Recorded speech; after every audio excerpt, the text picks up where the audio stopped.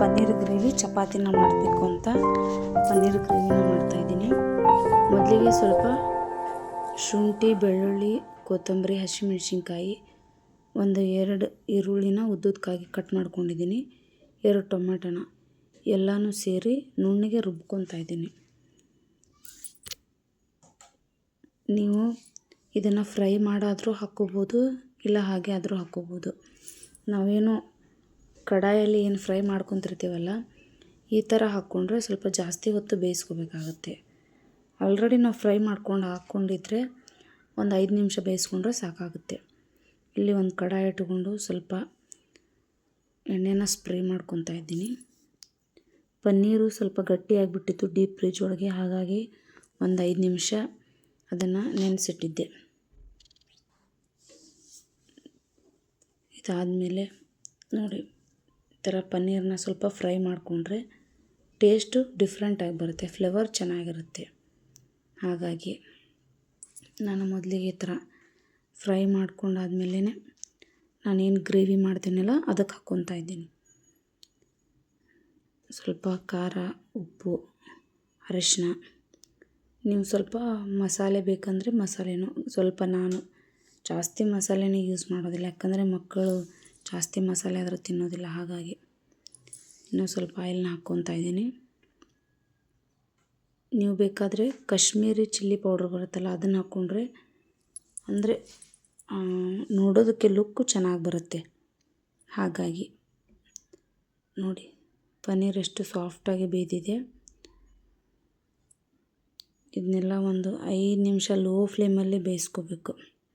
ಇದನ್ನೆಲ್ಲ ಲೋ ಫ್ಲೇಮಲ್ಲಿ ಬೇಯಿಸ್ಕೊಂಡಾದಮೇಲೆ ನೋಡಿ, ಈ ಥರ ಸಾಮಾನ್ಯವಾಗಿ ಎಲ್ಲರ ಮನೆಯಲ್ಲೂ ಪನ್ನೀರ್ ಯೂಸ್ ಮಾಡೇ ಮಾಡ್ತಾರೆ. ಕೆಲವೊಂದು ಮನೆಯಲ್ಲಿ ಮಕ್ಕಳಿಗೆ ಇಷ್ಟ ಆಗೋದಿಲ್ಲ. ನನ್ನ ದೊಡ್ಡ ಮಗಳಿಗೆ ಇಷ್ಟ ಆಗುತ್ತೆ, ಸಣ್ಣ ಮಗಳಿಗೆ ಇಷ್ಟ ಆಗೋದಿಲ್ಲ. ನನಗೂ ಇಷ್ಟ. ಅವಾಗವಾಗ ಪನ್ನೀರ್ ತಿಂತಾಯಿದ್ರೆ ಆರೋಗ್ಯಕ್ಕೂ ಒಳ್ಳೆಯದು. ಅದೇ ಕಡಾಯಿಗೆ ನಾನು ಸ್ವಲ್ಪ ಎಣ್ಣೆನೂ ಸಹ ಹಾಕ್ಕೊತಾ ಇದ್ದೀನಿ. ಎಣ್ಣೆ ಹಾಕ್ಕೊಂಡಾದ್ಮೇಲೆ ಒಂದು ಚಕ್ಕೆ, 2 ಲವಂಗ, 2 ಏಲಕ್ಕಿ, 1 ಪಲಾವ್ ಎಲೆ ಹಾಕ್ಕೊಂಡು ಚೆನ್ನಾಗಿ ಫ್ರೈ ಮಾಡ್ಕೊತೀನಿ.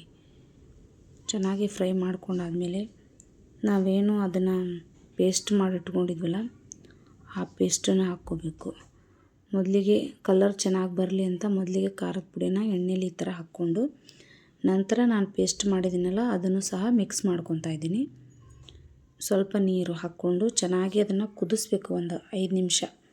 ಅದು ಹಸಿ ವಾಸನೆ ಎಲ್ಲ ಹೋಗಬೇಕಲ್ಲ, ಹಾಗಾಗಿ ಸ್ವಲ್ಪ ಚೆನ್ನಾಗಿ ಕುದಿಸಿದಾದ್ಮೇಲೆ ನೋಡಿ, ಈ ಥರ ನಾವೇನು ರುಬ್ಬಿಟ್ಕೊಂಡಿದ್ವಲ್ಲ ಮಿಕ್ಸಿ ಜಾರ್ಗೆ, ಅದಕ್ಕೆ ಸ್ವಲ್ಪ ನೀರು ಹಾಕ್ಕೊಂಡು ಈ ಥರ ಅಂದರೆ ಲೋ ಫ್ಲೇಮಲ್ಲಿ ಬೇಯಿಸ್ಕೊತಾ ಇರಬೇಕು. ಸ್ವಲ್ಪ ಆವಾಗವಾಗ ತಳ ಹಿಡಿತಲ್ಲ, ಸ್ವಲ್ಪ ಕೈ ಆಡಿಸ್ತಾನೆ ಇರಬೇಕು. ರುಚಿಗೆ ತಕ್ಕಷ್ಟು ಸ್ವಲ್ಪ ಉಪ್ಪು ಹಾಕ್ಕೊಂಡು, ನಾನು ಕಣ್ಣು ಅಳತೆಯಲ್ಲೇ ಉಪ್ಪು ಹಾಕೋದು, ನೀವು ನೋಡಿ ಹಾಕ್ಕೊಂಡು. ಸಾಮಾನ್ಯವಾಗಿ ನನಗೆ ಅಡುಗೆ ಮಾಡೋಕ್ಕಂದರೆ ತುಂಬಾ ಇಷ್ಟ. ನನಗೆ ಬೆಳಗ್ಗೆ ಏನೋ ಮಕ್ಕಳು ಏನು ತಿಂತಾರಂದ್ರೆ ನಾನು ಅದನ್ನು ಮಾಡಿಕೊಡೋಕೆ ಇಷ್ಟಪಡ್ತೀನಿ. ಎಲ್ಲ ಹೆಣ್ಮಕ್ಳದ್ದು ಇದೇ ಕಥೆ ಆಗಿರುತ್ತೆ. ಸ್ವಲ್ಪ ಗರಂ ಮಸಾಲ ಹಾಕ್ಕೊತಾ ಇದ್ದೀನಿ, ಸ್ವಲ್ಪ ಧನಿಯಾ ಪುಡಿ ಹಾಕ್ಕೊಂಡು ಚೆನ್ನಾಗಿ ಈ ಥರ ಕೈ ಆಡಿಸ್ಕೊಂಡು, ಹಸಿ ವಾಸನೆ ಎಲ್ಲ ಹೋದ್ಮೇಲೆ ನಾನೇನು ಬಟಾಣಿ ತೊಗೊಂಡಿದ್ನಲ್ಲ ಅದನ್ನು ಸಹ ಹಾಕ್ಕೊತಾ ಇದ್ದೀನಿ. ಬಟಾಣಿ ಯಾಕೋ ಒಂದು ಸ್ವಲ್ಪ ಮೊಳಕೆ ಬಂದಿತ್ತು, ಇರಲಿ ಪರವಾಗಿಲ್ಲ ಅಂತ ಹೇಳಿ ನಾನು ಅದನ್ನೇ ಮಿಕ್ಸ್ ಮಾಡ್ಕೊತಾ ಇದ್ದೀನಿ. ಮಿಕ್ಸ್ ಮಾಡಿಕೊಂಡು ಮತ್ತು ಅದನ್ನೇನು ವೇಸ್ಟ್ ಮಾಡೋಕ್ಕಂತೂ ಆಗೋದಿಲ್ವಲ್ಲ, ಹಾಗಾಗಿ ಇದರೊಳಗೆ ಹಾಕಿ ಮಾಡಿದರೆ ಸ್ವಲ್ಪ ಮಕ್ಕಳನ್ನು ತಿಂತಾರೆ ಅಂತ ಹೇಳಿ. ನಂತರ ಕುದಿಸಿದ್ದಾದಮೇಲೆ ಪನ್ನೀರು ಹಾಕ್ಕೊತಾ ಇದ್ದೀನಿ. ಪನ್ನೀರ್ ಹಾಕ್ಕೊಂಡ್ಮೇಲೆ ಲಾಸ್ಟಿಗೆ ನೀವು ಕಸೂರಿ ಮೆಂತ್ಯ ಇದ್ದರೆ ಕಸೂರಿ ಮೆಂತ್ಯನ ಹಾಕ್ಕೋಬೋದು, ಇಲ್ಲ ಕೊತ್ತಂಬರಿನ ಈ ಥರ ಮೇಲೆ ಹಾಕ್ಕೋಬೋದು. ಹಾಕ್ಕೊಂಡ್ರೆ ತುಂಬ ಚೆನ್ನಾಗಿ ಟೇಸ್ಟ್ ಬರುತ್ತೆ. ಲಾಸ್ಟಲ್ಲಿ ನಾನು ಅದನ್ನು ಶೂಟ್ ಮಾಡ್ಕೋದು ಸ್ಕಿಪ್ ಆಗಿದೆ. ಗೋಡಂಬಿನ ಸ್ವಲ್ಪ ಪೇಸ್ಟ್ ಮಾಡಿ ಲಾಸ್ಟಲ್ಲಿ ಹಾಕ್ಕೊಂಡೆ, ತುಂಬ ಚೆನ್ನಾಗಿ ಬಂದಿತ್ತು ಟೇಸ್ಟು. ನನ್ನ ಸಣ್ಣ ಮಗಳು ನೋಡ್ರಿ, ಇವಳು ನನ್ನ ಮಗ ನೋಡ್ರಿ ಇಲ್ಲಿ ಅಡ್ಡಾಡೋದು. ಹಾಗೆ ಸುಮ್ಮನೆ ಒಂದು ಕ್ಲಿಪ್ ಮಾಡಿಕೊಂಡೆ ನಾನು. ಈ ಈ ಸೈಡ್ ಚಪಾತಿ ಹಿಟ್ಟೆಲ್ಲ ತುಂಬ ಸಾಫ್ಟಾಗಿ ನೆನ್ಬಿಟ್ಟಿತ್ತು. ಮತ್ತು ನಾನು ಬಾಯ್ಲ್ಡ್ ಎಗ್ಗು ಸಹ ರೆಡಿ ಮಾಡಿದ್ದೆ. ಯಾಕಂದರೆ ಮಕ್ಕಳಿಗೆ ಊಟದಲ್ಲಿ ನೈಟ್ ಒಂದು ಬಾಯ್ಲ್ಡ್ ಎಗ್ಗು ಕೊಟ್ಟರೆ ಒಳ್ಳೆಯದು ಅಂತ ಹೇಳಿ ಡೈಲಿ ಒಂದು ಬಾಯ್ಲ್ಡ್ ಎಗ್ಗನ್ನು ಅವ್ರಿಗೆ ರೆಡಿ ಮಾಡಿಕೊಡ್ತೀನಿ ನಾನು. ನನ್ನ ಎರಡನೇ ಮಗಳು ಅಷ್ಟೊಂದು ಇಷ್ಟ ತಿನ್ನೋದಿಲ್ಲ. ದೊಡ್ಡ ಮಗಳು ನನ್ನ ಮಗ ಇಬ್ಬರೂ ಅವ್ರಿಗೆ ಬಾಯ್ಲ್ಡ್ ಎಗ್ ಅಂದರೆ ತುಂಬಾ ಇಷ್ಟಪಟ್ಟು ತಿಂತಾರೆ.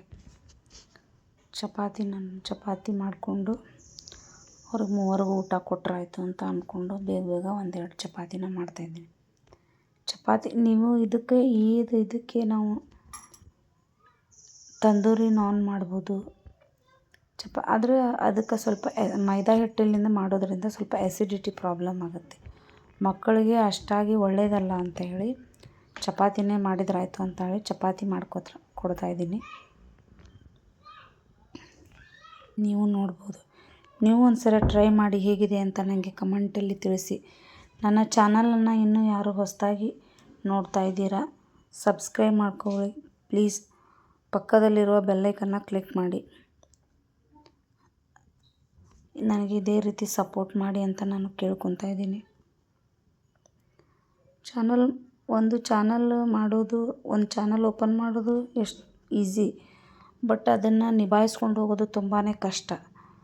ಯಾಕಂದರೆ ಮೊದಲಿಗೆಲ್ಲ ಅನಿಸ್ತೈತಿ ಎಲ್ಲರೂ ಯೂಟ್ಯೂಬ್ ಚಾನಲ್ ಮಾಡಿದರೆ ಅದೇನು ಕಷ್ಟ ಇಲ್ಲ. ಬಟ್ ಒಂದು ವಿಡಿಯೋ ಶೂಟ್ ಮಾಡೋದಕ್ಕೆ ಎಷ್ಟೆಲ್ಲ ಕಷ್ಟಪಡಬೇಕು ಅಂತ ಹೇಳಿ ಮಾಡೋವಾಗಲೇ ಅದರದ್ದು ಬೆಲೆ ಎಲ್ಲ ಗೊತ್ತಾಗೋದು. ಅದೇ ರೀತಿ ಯಾವುದೇ ಯೂಟ್ಯೂಬರ್ಸ್ಗೂ ಬ್ಯಾಡ್ ಕಮೆಂಟ್ ಮಾಡಬೇಡಿ ಪ್ಲೀಸ್. ಇದು ನನ್ನ ಕಡೆಯಿಂದ ರಿಕ್ವೆಸ್ಟ್ ಅಂತ ತಿಳ್ಕೊಡಿ. ಪಾಪ ನಿಮಗೆ ನೋಡೋಕೆ ಇಷ್ಟ ಇಲ್ವಾ, ಸ್ಕಿಪ್ ಮಾಡಿಬಿಡಿ. ಅದಲ್ಲದೆ ಅವ್ರಿಗೆ ಬೇರೆ ಕಮೆಂಟ್ ಮಾಡೋದ್ರಿಂದ ಅವ್ರಿಗೂ ಹರ್ಟ್ ಆಗುತ್ತೆ.